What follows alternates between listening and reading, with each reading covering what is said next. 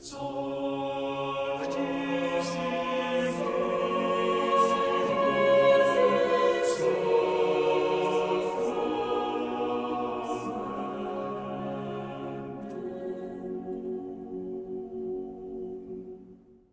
le monde n'a pas vu, nous n'avons pas vu. Voilà.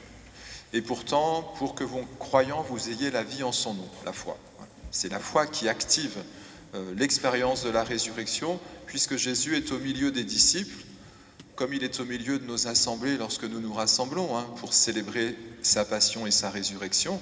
C'est le cas de toutes les messes. Alors, je vous rappelle qu'il y a tous les signes encore du temps pascal, enfin du temps pascal et de la semaine sainte. Vous avez la croix, le cierge, bien sûr, qui a signifié la résurrection, l'eau bénite, qui nous rappelle notre baptême. Nous sommes passés par la passion pour vivre déjà de la résurrection.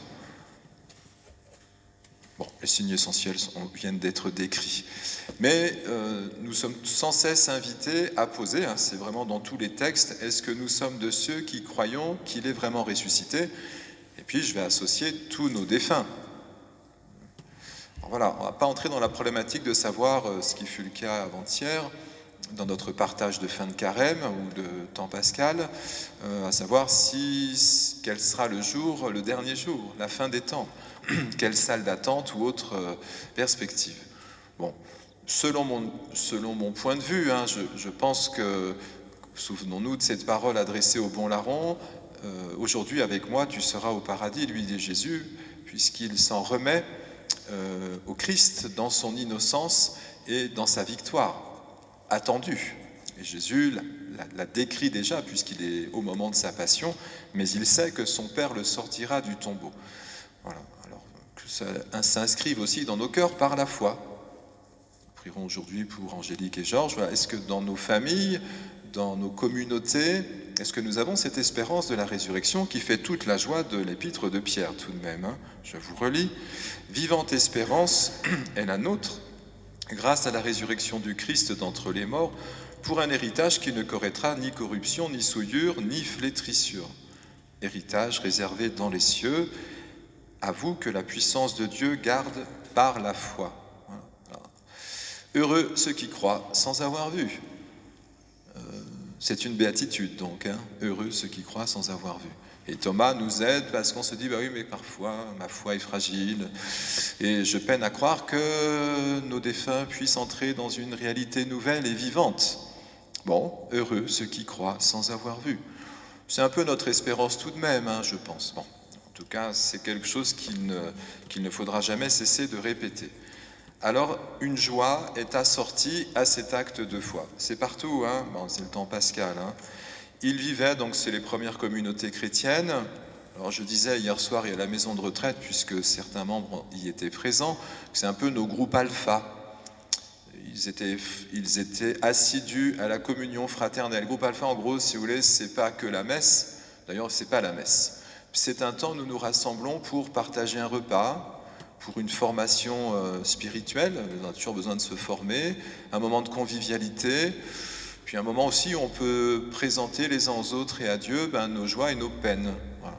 Alors, un peu ce que vivent les premières communautés, mais on les décrit comme prenant le repas avec allégresse et simplicité de cœur. Il faut de la simplicité pour croire sans avoir vu. Heureux les cœurs simples, ils verront Dieu. Alors si nous poursuivons les textes, nous l'avions bien sûr dans le psaume, Victoire après l'épreuve, voici le jour que fit le Seigneur, qu'il soit pour nous jour de fête et de joie. Nous ne nous réjouissons pas du décès de nos proches, mais comme je vous l'ai déjà dit au monastère, tristesse de l'absence, mais joie de la résurrection et de l'accomplissement d'une vie. Ces dimensions, il faut les garder, voilà, c'est important pour que nous puissions nous-mêmes poursuivre la route dans la foi et dans une juste joie. Sans le voir encore, nous mettons notre foi, nous exultons d'une joie inexprimable, car vous allez obtenir le salut des âmes qui est l'aboutissement de votre foi. Et bien sûr, cette phrase de Jésus, à 3 reprises, parce que les disciples éprouvent ce que nous pouvons éprouver parfois, la crainte, la peur, le repli sur soi, les portes sont verrouillées, c'est nos cœurs que nous verrouillons parfois, et Jésus entre au milieu pour dire « la paix soit avec vous ». Comme le Père m'a envoyé, moi aussi je vous envoie. Pensez bien que, en refaire la direction habituelle, ou en tout cas celle qu'on a soulignée pendant la Semaine Sainte, Jésus s'en remet au Père. Son Père l'a envoyé. Et comme il est envoyé, il est à ce titre maître. Il reconnaît qu'un autre, au nom d'un autre, il est présent et témoigne. Alors Jésus souffle l'Esprit.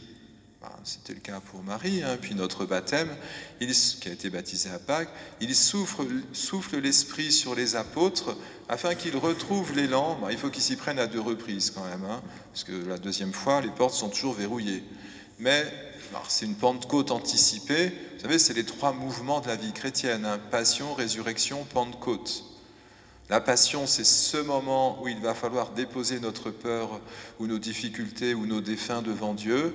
Résurrection, c'est le moment où Dieu va les accueillir. Telle est notre foi. Et puis la Pentecôte, c'est ce moment où le souffle, ce cœur qui a tant aimé le monde, vous savez, c'est la lance qui perce le cœur de Jésus, d'où sort l'eau et le sang. Et on dit c'est la naissance de l'Église. C'est ce moment où le souffle anime le peuple chrétien et lui permet d'être lui-même envoyé. Mais nul n'est là en son nom propre. Nous sommes sans cesse, et je vais peut-être terminer par ça, c'était la méditation que nous avons eue vendredi. Jésus est celui, je vous le dis des centaines de fois, et vous êtes là pour ça, il est celui qui fait, moi aussi, qui fait offrande. Voilà. Donc quand il se retrouve dans l'inimitié des hommes, c'est ce qui s'est passé. Ça arrive dans une vie humaine. Et lui, il va dire à son Père, offrande. Pardonne-leur, ils ne savent pas ce qu'ils font. Il offre cette inimitié, on dit le péché du monde à son Père. Mais c'est quand même important de comprendre ce qui motive cette action. Il est envoyé d'un autre, il s'en remet à un autre. Jésus est l'homme de l'offrande. Et même l'abandon qu'il ressent, qui peut être le nôtre dans les moments difficiles de nos vies, pensons aussi à nos défunts, il dit « Mon Père, tu m'as abandonné ». C'était toute la méditation de la Semaine Sainte et particulièrement du vendredi. Puis des rameaux aussi. « Père, pourquoi m'as-tu abandonné ?» Eh bien, il remet aussi cet abandon à son Père. Donc que ce soit l'inimitié des hommes ou la solitude qu'il ressent dans son cœur, il s'en remet au Père. Ça s'appelle la foi. Voilà. Il s'en remet à un autre. Et de fait, les pécheurs sont accueillis.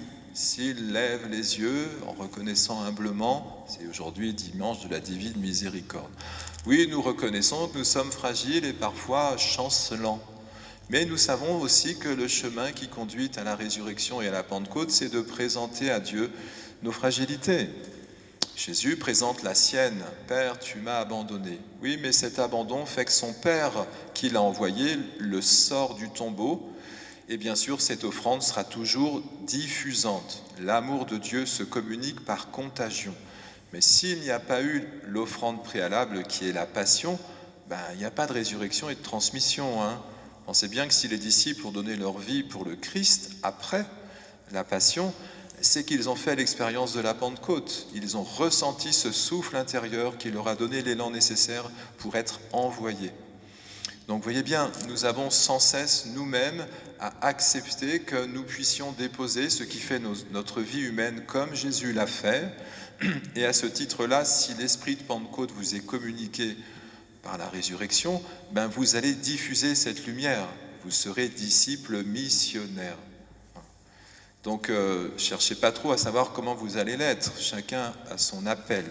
Mais nul n'entre dans cette église en ne ressortant transformé. C'est ce que j'ai dit à notre chère Marie baptisée à Pâques, puisque nous avons eu l'occasion de nous retrouver le lendemain avec sa famille.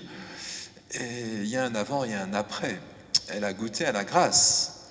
Voilà, cette source d'eau vive qui est l'esprit et qui fait que sa vie ne sera pas la même sur son chemin de vie humaine aujourd'hui. Alors que nous puissions, nous aussi, qui avons été baptisés il y a bien longtemps, vivre de cette même source. Et cette source fait de nous une communauté fraternelle. Amen.